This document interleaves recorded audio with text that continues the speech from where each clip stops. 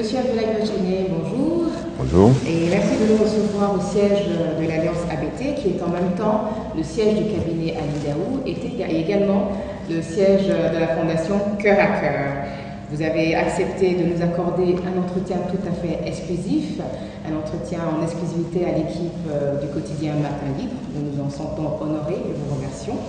Vous n'en avez plus donné d'interview depuis bien longtemps et on se demande si notre invitation est venue au bon moment par rapport à votre stratégie de communication. Alors oui et non, mais avant d'y répondre, laissez-moi vous remercier aussi. Je suis le directeur de publication et madame. Je suis content, honoré aussi de cette invitation. Oui, parce que ça fait longtemps que je n'ai pas parlé à des organes béninois, c'est juste. Non, parce que je suis, de par mes activités à l'extérieur souvent, et je parle forcément à des médias internationaux. J'ai lu des articles dans d'autres organes, notamment à Jeune Afrique et à Notre Afrique. Et donc, sur des sujets, bien sûr, continentaux de façon générale. Mais c'est probablement la première fois depuis plusieurs mois que je parle à un organe national, j'espère, sur des questions nationales. Nous sommes très honorés, Monsieur le Président, et tout de suite, nous allons dans le vif du sujet, les élections présidentielles de 2011. C'était une élection à laquelle vous n'auriez pas dû vous présenter, ou bien certains ont dit que vous êtes venu trop tard. Est-ce la meilleure occasion que vous avez manquée en 2006? Je ne peux pas tout à fait dire oui, je ne peux pas tout à fait dire non. Certains me disent tu es venu trop tôt, certains me disent tu es venu trop tard.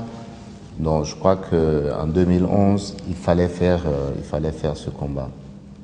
Vous savez, je suis très admirateur de cette citation de Einstein, ce chercheur que vous connaissez tous, prix Nobel de la paix, qui disait, en substance, le monde est dangereux pas parce qu'il y a des gens qui pensent à mal. Il est surtout dangereux parce que tout le reste et tous ceux qui veulent faire du bien ne se sentent pas concernés ou se disent ne pas être concernés par cela. Et c'est ça. Moi, j'ai considéré que ce qui se passait en 2011 au Bénin me concernait au premier degré. Je vous rappelle que j'ai démissionné de la BOAD pour venir à ce combat-là. Et je suis, dans ce contexte-là, très admirateur de l'expérience de Martin Luther King aux États-Unis, qui, par son combat, a permis aux États-Unis de forger une certaine idée de la nation américaine. C'est cela aussi qui m'inspire dans ce combat-là et qui a justifié que je vienne en 2011. Cela étant, 2011 est passé, d'autres sujets, d'autres combats sont en vue et je ferai ma part dans ce combat-là. 2011-2014, 3 ans se sont écoulés et vous êtes assez actif au sein de votre cabinet de consultation Ali Daou Consulting. Comment est venue l'idée de ce cabinet et, bon, on peut peut-être se dire que c'est une sorte de consolation par rapport à l'échec de 2011. Alors, c'est très simple. Je suis dans un métier où j'ai une expérience depuis des dizaines d'années. Je connais beaucoup de gens qui me font confiance, beaucoup dans d'autres pays, qui sont dans des positions gouvernementales, des chefs d'État, des ministres, des chefs d'entreprise qui, après les élections, m'ont appelé pour dire « mais qu'est-ce que tu deviens? Qu'est-ce que tu ne peux pas nous aider à faire ceci? Est-ce que tu ne nous conseillerais pas sur ça? Qu'est-ce que tu penses qu'on pourrait faire dans telles conditions ?» Et j'ai considéré que la meilleure manière de leur rendre service, c'était justement de le faire dans un cadre organisé. C'est comme ça qu'est née l'idée de la firme que j'ai créée et qui est très active partout en Afrique, en dehors du Bénin. Et donc, ce n'est pas une consolation, c'est une consolidation. D'accord, j'aime bien le mot. Et les activités précises de ce cabinet, quelles sont-elles? Alors, c'est très simple. Nous donnons des conseils au gouvernement sur les politiques économiques à suivre, sur les politiques en matière d'infrastructure, par exemple. La question de l'électricité, c'est une question que j'ai discutée et sur laquelle j'ai travaillé avec d'autres gouvernements. La question des politiques macroéconomiques, par exemple, l'endettement, c'est des sujets sur lesquels j'ai travaillé avec d'autres gouvernements. J'ai aidé certains gouvernements, par exemple, à travailler sur leur table ronde, comme celle du Bénin. Je n'ai pas eu l'honneur d'être invité à celle de mon pays, mais j'ai aidé d'autres à préparer leur table ronde. Et je les ai accompagnés. Je travaille surtout aussi avec le secteur privé, les entreprises d'abord nationales ou régionales qui ont envie de lever des ressources sur le marché africain. Je les y aide et j'accompagne les entreprises étrangères, les grosses entreprises étrangères qui veulent venir en Afrique à venir travailler avec nos compatriotes pour justement créer un peu plus de valeur, créer davantage d'emplois pour les Africains. Et la Fondation Cœur à Cœur, quant à elle, puisqu'elle a son siège ici aussi, quelles sont les activités que vous menez? Alors, la Fondation Cœur à Cœur, je l'ai créée en 2013, au début de 2013, pour répondre à une préoccupation tout à fait simple. Beaucoup de nos concitoyens ont envie de nous aider ici, d'aider certains concitoyens, certaines communautés, certains villages, à créer des infrastructures, à créer des emplois. Et très souvent, ils butent sur le fait qu'il n'y a pas quelqu'un dans le pays pour les y aider. Vous parlez de la diaspora. Je parle de la diaspora. Je parle parfois même des gens qui sont au pays et qui n'ont pas le temps eux-mêmes d'aider à faire des choses. Par exemple, faire des forages, par exemple, créer des emplois dans certains domaines, par exemple, faire des pistes rurales. Et donc, cette idée est venue qu'on pouvait aider justement à faire le pont entre ces deux groupes en amenant ceux qui avaient des projets sociaux nationaux à présenter ces projets-là sur une plateforme qui permette à d'autres qui sont soit à l'intérieur du pays, soit à l'étranger dans la diaspora, à venir aider à réaliser ou à faire réaliser ces projets-là. Donc, si on veut utiliser une formule, c'est dire les Béninois aident les Béninois. C'est cette formule-là que j'aime bien et qui retrace un peu l'idée de cette fondation-là. Cela étant, une fois qu'elle a été créée, il y a eu un conseil d'administration qui a été mis en place. Il y a une direction exécutive qui a été mise en place et qui est dirigée par une dame qui est très très dynamique, Madame Lokia, et qui donc est chargée de la vie de tous les jours de la fondation. Moi, je ne suis que président d'honneur de la fondation. J'ai fini une partie de ma tâche. De temps en temps, je regarde parce que je veux que cela se réalise. Je veux que des projets naissent. Je veux que des projets soient financés. Mais cela étant, la vie de tous les jours du projet est gérée par ce conseil d'administration et par ces directions exécutives. Une action concrète vous permettez déjà menée depuis... Alors concrètement, je peux vous parler par exemple de deux ateliers qui ont été créés par la Fondation, l'un à Porte-Nouveau et l'autre à Djougou. Atelier de couture. Le principe est simple, nous avons des jeunes dames qui ont appris la couture, qui ont été diplômées, mais qui viennent de familles ici déshéritées qui n'ont pas les moyens de s'acheter la petite machine. Et donc l'idée a été de créer cet atelier, d'acheter des équipements, pas seulement des machines, mais tout ce qu'il faut pour qu'un atelier moderne fonctionne, de recruter du personnel. On a une directrice de cet atelier-là, une coordonnatrice de l'atelier qui, disons, coordonne les activités de l'atelier. On a mis en place un fonds de roulement pour le fonctionnement de l'atelier. Et donc, ces jeunes dames viennent dans l'atelier qui leur appartient. Elles ne sont pas employées, elles ne sont pas payées par quelqu'un. Elles sont les propriétaires de l'atelier pendant la période où elles sont dans l'atelier. Et donc, tout ce qui est généré comme revenu par l'atelier leur appartient. L'idée étant que sur une période de 12-18 mois, elle puisse avoir suffisamment d'épargne elle-même pour s'acheter une machine, libérer la place pour d'autres dames qui viendront occuper la place. Et donc cet atelier a été créé à Porto-Novo, comme un autre a été créé à Djougou. Et ces deux ateliers marchent aujourd'hui. Voilà une idée concrète des emplois, de la valeur ajoutée dans une communauté comme Porto-Novo et dans une autre communauté comme Djougou. Telle formule, Monsieur le Président, les Béninois aiment les Béninois, mais d'aucuns diront que c'est une forme de, pour le président Biotchané de ne pas disparaître de la scène publique. La politique,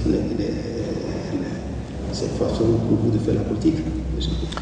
Vous savez, je suis venu notamment en 2011 à l'élection sous l'angle du développement. Ce qui m'a préoccupé, ce qui m'a amené dans ce combat, c'est de voir d'une part le potentiel énorme de notre pays, et ce potentiel on pourra en parler si vous voulez, mais je suis intarissable là-dessus, et de l'autre côté les conditions difficiles dans lesquelles vivent nos compatriotes. C'est simple, la pauvreté continue d'augmenter dans notre pays, alors même que nous avons un potentiel et que nous sommes entourés de pays qui prospèrent. Et mon idée, c'est de, disons, fermer ce gap-là. Faire en sorte que nos compatriotes puissent avoir un espoir. Quand on parle de prospérité, c'est cela qu'il s'agit. Comment faire en sorte que chaque jour que nos compatriotes se lèvent, en tout cas le plus grand nombre, ils se rendent compte que parce que il y a eu un petit progrès dans la journée, demain sera certainement mieux. Pour moi, la politique ne va pas au-delà de cela. Et je pense que dans des pays comme les nôtres, où nous sommes confrontés à des défis énormes et basiques, c'est cela la politique. Comment contribuer à la prospérité des gens? Comment sortir les gens de la pauvreté, et surtout de cette trappe de pauvreté qui fait que les gens se demandent par quel moyen je peux m'en sortir. Donc voilà. Très récemment, on vous a suivi à Barapou, vous avez donné une communication sur l'agriculture béninoise et vous avez montré qu'il y a assez de valeur. Mais quelles sont les approches que vous proposez aujourd'hui? Parce que depuis longtemps, on parle dans ce pays de l'agriculture à la base de l'économie. Depuis 50 ans, on ne décolle pas. Quelles sont les propositions nouvelles du président Abdoulaye Biotchané? Mes propositions s'articulent autour de quelques points importants. Premièrement, je constate que, comme vous venez de le dire, l'agriculture, on a beau parler de principes, de discours, du nombre de gens qui en vivent, et c'est vrai, 70% de nos compatriotes en vivent. L'agriculture, en 2014, au Bénin, n'est pas fondamentalement différente de ce qu'elle était en 1960. Et je peux le documenter sur la base de rendement, par exemple. Et je dis, nous avons besoin de faire des progrès sur trois principaux domaines. Un, nous devons améliorer substantiellement les rendements de nos productions, c'est-à-dire combien de tonnes, par exemple, de maïs nous faisons à l'hectare, combien de tonnes de coton nous produisons à l'hectare. Nous devons moderniser l'agriculture, moderniser effectivement. Et cela, moderniser, c'est y compris réduire la pénibilité. Pourquoi vous pensez que le fils d'un paysan qui vient de la ferme, qui a été éduqué par des parents eux-mêmes agriculteurs, pourquoi vous pensez que n'ayant pas de travail et étant autonome, pourquoi vous pensez qu'il ne va pas, il ne retourne pas à la ferme? Il ne retourne pas à la ferme parce qu'il sait très bien que c'est très dur. Il ne retourne pas à la ferme parce qu'il sait que les revenus sont faibles. Il préfère c'est pas une insulte, mais il préfère être étudiant par exemple que de retourner à la ferme où il gagnera 2 fois, 3 fois moins. Et troisièmement, il faut résoudre la question du financement de l'agriculture. Tous les paysans ou tous les jeunes qui ont envie d'aller créer une ferme ou faire du maraîchage à côté de Cotonou vous diront, j'ai du mal à trouver de l'argent pour financer mes activités. Donc il faut trouver une solution à ça. Voilà les pistes que je considère comme importantes pour transformer l'agriculture béninoise. Vous pensez que le gouvernement actuel de votre pays fait abstraction de tout cela? Écoutez, je constate tout simplement que les résultats ne sont pas là. Et je dis, comme les résultats ne sont pas là, je veux être confronté aux faits. Je ne veux pas faire un procès d'intention aux gens et dire, ils y ont pensé, ils n'y ont pas pensé. Si j'étais assis avec eux, comme je l'ai suggéré il y a quelques années d'ailleurs, depuis 2011, je parle d'une conférence économique nationale. Et l'idée derrière cette conférence, c'est de dire, voyons les problèmes auxquels notre économie, voyons les problèmes auxquels notre société est confrontée. Et à partir de ce moment-là, laissons les gens proposer des solutions. Chacun de nous a une idée précise de comment ça peut marcher dans notre pays. Les agriculteurs, les artisans, les commerçants. Faites asseoir les gens et vous verrez que à la fin, vous allez faire émerger des idées importantes. Et après, ce sera plus facile à mettre en œuvre. Justement, parlant de solutions, je crois que vous avez donné des pistes. Vous avez proposé par exemple l'implication du secteur privé. Absolument. Et vous avez parlé de l'augmentation du budget accordé au secteur agricole. Voilà, absolument. Donc 5%, je crois, vous avez dit, c'est absolument. Des solutions clés pour vous. Alors, d'abord, vous savez, nous avons fait la preuve que l'État est défaillant dans le domaine de la production et de la commercialisation. Dans l'agriculture, nous en avons fait la preuve. Dans d'autres domaines aussi. Rappelez-vous toutes les sociétés d'État qui ont été créées pendant la période révolutionnaire ici. On a bien fait un bilan de tout ça avant de supprimer ou de privatiser un certain nombre de sociétés. Alors, on ne va pas retourner à ces solutions-là qui ont échoué. C'est ce que nous sommes en train de voir aujourd'hui.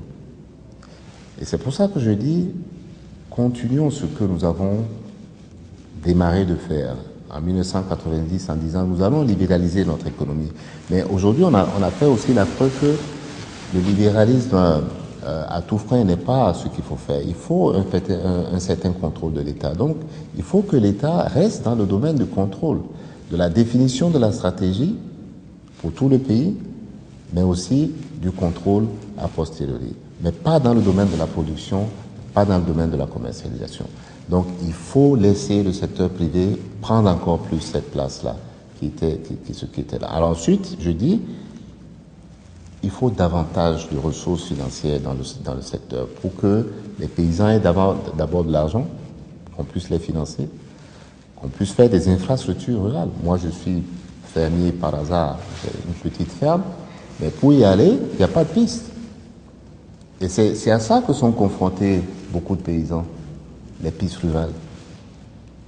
Il faut construire les pistes rurales, il faut construire des petits barrages pour que les paysans... Nous sommes au mois d'octobre, bientôt on va arriver au mois de novembre, au mois de décembre, ça va être la période de la saison sèche à partir de Boycon, pratiquement jusqu'à Malandi. Quand vous irez en décembre ou en janvier dans ces régions-là, regardez ce que font les paysans. Ils sont au repos, sans activité. Traversez la frontière du Burkina, vous verrez beaucoup de paysans burkinabés occupés à faire du maraîchage. Ils font du piment, ils font des tomates, qui sont vendues au Bénin. Ils font du poisson, qui est vendu au Bénin. Est-ce qu'il n'y a pas quelque chose qui vous dérange là? Ce qui me dérange, ce n'est pas que les paysans burkinabés vendent des tomates ou du piment au Bénin. Au contraire, il faut accélérer ça. Il faut qu'on ait plus de commerce entre nous. Ce qui me dérange, c'est que les paysans béninois ne soient pas, eux, en position de produire ces mêmes choses. Et ils ne peuvent pas le produire parce qu'il n'y a pas de barrage, il n'y a pas de retenue d'eau. Et pour le faire, il faut davantage de ressources. C'est pour ça que je propose que l'État octroie davantage, alloue davantage de crédit au secteur agricole. Et j'ai dit, on doit pouvoir passer de 5,5% du budget qui est accordé aujourd'hui au secteur agricole à un minimum de 10%. Et c'est pour ça que je dis, on va passer de 55 milliards environ à 100 milliards, c'est-à-dire plus 45 milliards. Donc c'est l'idée qui est derrière. Et quand on aura ça, et ce n'est pas statique, parce que plus le budget va augmenter, plus nous serons en mesure d'augmenter le budget, plus nous serons en mesure d'octroyer des ressources au secteur agricole. Et en ce moment, on sera en mesure de faire toutes ces infrastructures dont je parle. Vous avez pas mal de zones aujourd'hui où il y a de l'eau. Dans l'Opara, vers Parakou, il y a de l'eau. Vers Dassa, Glazoué, il y a de l'eau avec l'OEB. Il y a des tas de possibilités de faire des retenues. Et nous avons beaucoup d'exemples autour de nous de pays qui ont mis en œuvre des politiques de l'eau qui sont admirables et qui ont donné des résultats probants. C'est pour ça, encore une fois, monsieur le directeur, je vous dis, je ne fais pas de procès d'intention, mais je dis, les résultats ne sont pas là. Je veux m'attaquer aux résultats. Je ne m'attaque pas aux hommes, je m'attaque aux résultats. Parlons de vos voyages. Vous voyagez beaucoup, dans le cadre des activités de la Fondation, du cabinet, ou comme certains le murmurent, pour prendre des appuis, des contacts en vue de la présidentielle de 2016. Je fais tout ça, madame. Non, plus sérieusement, je travaille beaucoup dans le cadre de mon entreprise, de ma firme de conseil, puisque je vous l'ai dit tout à l'heure, je conseille surtout des entreprises étrangères et des gouvernements étrangers. Et donc, de ce fait, je suis invité à aller donner des conseils. J'oubliais aussi, j'ai fait une activité, ou je fais une activité très importante. Il y a une commission africaine qui est présidée par l'ancien président de l'Afrique du Sud, Thabo Mbeki, qui s'occupe des transferts illégaux de ressources hors d'Afrique. Et je suis membre de cette commission. J'ai des voyages à peu près une fois par trimestre pour aller, disons, confronter avec mes autres collègues les résultats que nous avons avec les équipes qui travaillent au jour le jour sur ces sujets-là. C'est un sujet, c'est une question qui est très très importante à l'échelle africaine. Je rappelle encore une fois que sur la base des chiffres que nous avons 50 milliards de dollars de ressources qui sortent du continent tous les ans, en moyenne. C'est énorme. L'aide publique au développement pour l'Afrique subsaharienne, c'est à peu près la moitié. Et ça continue de baisser. C'est vous dire que si nous pouvions nous concentrer, ne serait-ce que sur ce sujet-là, nous avons suffisamment de ressources pour affecter à notre développement. Oui, Monsieur le Président. Et donc, vous voyagez bientôt, le 18 octobre, vous êtes à Bruxelles pour un autre grand événement qui va réunir beaucoup de pays, où le Bénin sera représenté à travers votre personne. Vous pouvez nous parler de ce voyage-là aussi? D'abord, je ne suis pas représentant du Bénin. Ne me donnez pour l'instant pas un titre que je n'ai pas. Je ne représente pas le gouvernement béninois, je ne représente pas le gouvernement, je représente ma personne et les idées que je porte. Nous allons discuter ce jour-là de l'émergence en Afrique. Vous savez que beaucoup de pays, y compris le nôtre d'ailleurs, souhaitent développer des politiques qui nous conduisent à l'émergence. Et nous allons débattre avec d'autres personnes. Le président de la BAD, M. Kaberuka, y sera, Thierry Hott, l'organisateur, et beaucoup d'autres qui ont réfléchi et travaillé sur ces sujets, y seront. Et donc je vais défendre les idées que j'ai déjà présentées à plusieurs autres forats sur ce sujet. Pour résumer, pour moi, c'est simple. Tous les pays, bien sûr, tous les gouvernements notamment, veulent un pays émergent. Tout le sujet et toute la question, c'est comment on y arrive. Est-ce que les politiques que vous faites, notamment les politiques économiques que vous conduisez, vous amènent objectivement dans cette voie? Beaucoup de pays, en réalité, c'est des discours politiques. Derrière, il n'y a aucune politique économique qui sous-tend, disons, l'avancée vers cette émergence, qui, en résumé, est quoi? C'est comment on fait pour sortir davantage de nos concitoyens de la pauvreté et les amener vers la classe moyenne. C'est plus ou moins ça. Mais quand vous avez une politique économique qui vous donne des taux de croissance de 2-3%, c'est-à-dire ce qui suffit à peine à maintenir les populations à leur niveau courant, on ne peut pas parler d'émergence. Et c'est pour ça qu'on voit en Afrique, en réalité, disons, une Afrique à deux vitesses. L'Afrique, effectivement, des pays qui avancent vers l'émergence. Quand vous voyez la Côte d'Ivoire sortir de cette grave crise sociale, politique que nous avons connue, avec des taux de croissance d'à peu près 10% par an, sur 2 ans, 3 ans, ça commence par peser. Quand vous voyez l'Éthiopie faire une politique économique qui lui donne 10% de croissance sur une dizaine d'années, vous commencez effectivement par voir une classe moyenne émerger. Et vous commencez par vous poser la question pertinente de savoir s'ils vont effectivement vers l'émergence et à quel horizon. Et quand vous voyez, même à côté de nous, le Nigeria avoir un taux de croissance de 7,5-8% hors pétrole, oui, quand on vous dit un jour que le Nigeria est la première puissance économique du continent, c'est difficile de contester. Donc c'est de ça que nous allons discuter à Bruxelles. En tout cas, c'est l'angle sur lequel j'aimerais voir aborder les choses. Bon, vous voulez enclencher avec la question sur la BOAD, le FMI, votre passé, avant à l'INDAO, cœur à cœur et avant 2016, pour savoir si tout ça, ça vous manque pas, mais apparemment ça vous manque pas d'être à des postes de responsabilité, d'initier des choses qui impactent la vie de population au niveau de plusieurs pays en dehors du Bénin. Oui, vous avez raison. Ça ne me manque pas du tout. Je ne suis pas un nostalgique du passé.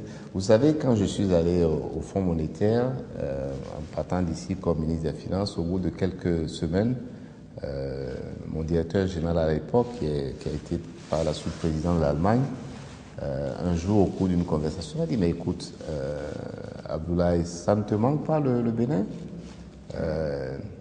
Je lui ai dit ce que je veux vous dire aujourd'hui, c'est qu'il faut évoluer dans la vie. Et surtout quand on a pris la décision d'y aller soi-même, il faut évoluer avec. Moi, j'ai aimé ces défis-là du moment, qui était de m'occuper à la BOAD de questions ouest-africaines de développement, qui était au Fonds monétaire de m'occuper à cette échelle-là des questions africaines et parfois internationales, économiques internationales. Ça m'a passionné pendant cette période-là. Aujourd'hui, ce qui me passionne, c'est le Bénin. Dans le cadre de toutes les activités que je conduis, y compris d'ailleurs à l'INDAO. À l'INDAO, je travaille à l'extérieur et j'ai bon espoir que l'expérience additionnelle que j'accumule à travers les activités d'Alindao me servira, ou me sert déjà d'ailleurs, au Bénin.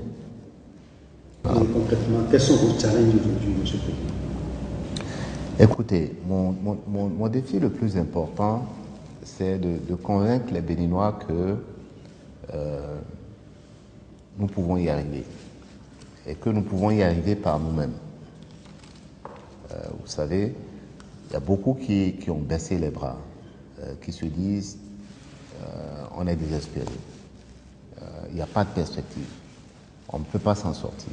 Il n'y a qu'une crise internationale, il y a une crise régionale, une crise de sécurité. Dans notre pays, c'est encore pire sur le plan économique. Comment on va s'en sortir? Alors, ce dont je veux convaincre nos compatriotes, c'est que, bien sûr, on peut s'en sortir. Et surtout, aux jeunes, de leur dire que ce n'est pas une fatalité, cette situation où on n'a pas de travail et où on n'a pas de perspective. Je veux convaincre aussi les femmes que la marginalisation économique auxquelles elles sont en majorité confrontées n'est pas non plus une fatalité, qu'on peut s'en sortir, on peut avoir une situation différente. En tout cas, moi, je veux y travailler. Je travaille déjà avec un certain nombre d'amis, de camarades et de sympathisants sur cela. Notre prière, c'est que cela aboutisse. Mais Merci. avant tout ça, M. le Président, aujourd'hui, la situation politique du pays, il faut que vous en parliez un peu. Nous voulions votre avis sur 3 sujets, vous les ramassez. Il y a d'abord à l'EPI, qu'on n'avait pas corrigé jusqu'à présent. Le couplage des élections dont on nous parle. Et troisièmement, le clash qu'on voit au sommet de l'État entre deux personnalités. Le président Yannick Boni et le président de l'Assemblée, Mathieu Nyao. Qu'est-ce que tout ça, ça vous dit quelle est? Bien, écoutez, d'abord, le dernier sujet qui est d'actualité et dont tout le monde parle dans les quartiers et dans les bars, moi je voudrais l'évacuer parce que je ne me sens pas vraiment concerné là-dessus. Ce que je souhaite, c'est que ce débat se ramène à un débat d'institution. Nous avons la première institution du pays, qui est le président de la République, et la deuxième institution du pays, l'Assemblée nationale. Il faut que chacune des institutions joue leur rôle. C'est tout ce que je peux dire. Et je souhaite que, en allant devant, chacun des acteurs, que tout le monde ait cela à l'esprit. Et je ramène encore le sujet, la discussion à cette phrase d'Obama qui disait « il faut des institutions fortes et pas des hommes forts ». Il nous faut ça. Et le débat actuel le montre clairement qu'il nous faut, bien sûr, une présidence forte, mais il faut une assemblée forte derrière pour passer des lois, contrôler l'action du gouvernement. On n'a pas vu ça dans un passé récent. Et c'est ça qui fait que tout le monde se dit aujourd'hui, mais qu'est-ce qui se passe entre les deux personnalités? Ramenons la discussion à une discussion institutionnelle. Alors, sur la LEPI, écoutez, moi j'ai toujours été un partisan de la LEPI, mais pas de la LEPI telle qu'elle a été conçue au Bénin. La LEPI, c'est quoi? C'est une liste électorale informatisée. Elle a un gros avantage, 2 avantages importants. C'est que, bien conçue, elle réduit substantiellement les coûts électoraux, du financement de la campagne des élections par l'État béninois. Deuxièmement, elle introduit davantage de transparence. On voit bien qu'on n'est pas encore dans ce schéma-là dans notre système. La LEPI béninoise n'a introduit aucune transparence. Au contraire, tout le monde s'est interrogé sur quel instrument on avait, puisqu'on n'avait même pas de liste. On est allé aux élections sans voir la liste et sans avoir une liste. Et c'est pour ça que nous avons, depuis 2011, insisté pour que, d'abord, il y ait un audit. On était d'accord là-dessus avant les élections, il fallait que ça se fasse, ça ne s'est pas fait. Et deuxièmement, qu'il y ait une correction des erreurs qui avaient été notées. Je souhaite que le processus qui est en cours et qui a été décrit plusieurs fois par le COSLEPI puisse aller à son terme et qu'on puisse avoir cette liste-là finalement. Tout le monde pourra juger en ce moment-là si les conditions sont remplies avec cette liste-là pour aller à une élection transparente et crédible. Ensuite, vous parlez de couplage. Il y a une telle confusion sur la question aujourd'hui qu'il m'est difficile de vous répondre. Est-ce que je dois m'en tenir à la dernière déclaration du gouvernement qui dit les élections se passeront à fin décembre ou à la déclaration antérieure, pas du gouvernement, mais de toutes les institutions, y compris du gouvernement, qui dit c'est impossible. Donc, attendons de voir. Mais ce qui est souhaitable, c'est que effectivement, ces élections communales se passent le plus vite possible et bien sûr, autant que possible avant la fin de cette année. Parce que nous avons, il faut que nous fassions attention, nous avons des maires, des conseils communaux qui sont en place aujourd'hui sans vraiment aucune légitimité. Nous avons certains maires qui sont contestés. Et ce qui se passe, c'est que tant que les gens avaient la perspective d'une élection, ils étaient assez patients pour dire, bon écoutez, c'est pas grave, il y a des élections, on va les balayer bientôt.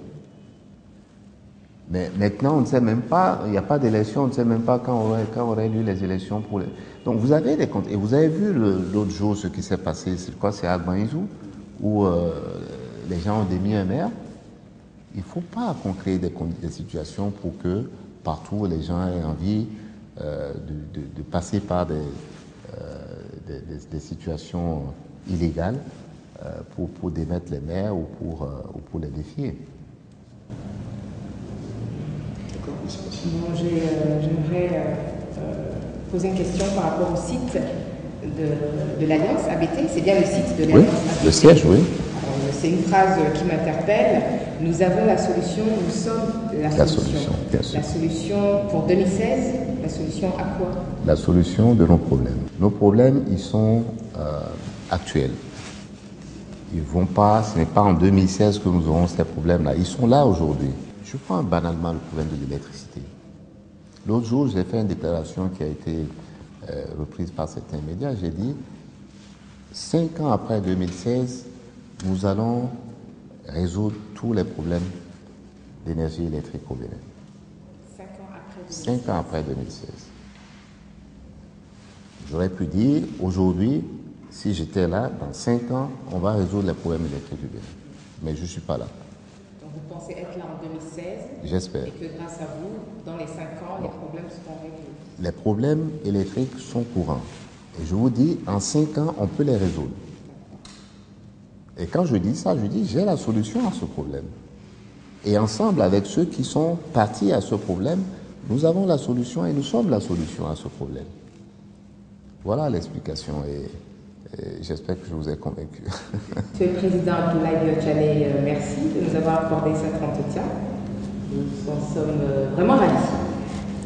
Merci M. Bozo. Oui, très bien, Jamila, ça va. Et merci Monsieur le Président. Et nous aurions aussi souhaité être souvent avec vous comme cela. Vous avez été très ponctuel et c'était bien. Et si tous les hommes de votre rang pouvaient se comporter de cette façon, ce serait très bien. Merci bien. C'est à moi de vous remercier et surtout de vous souhaiter bonne chance pour la suite.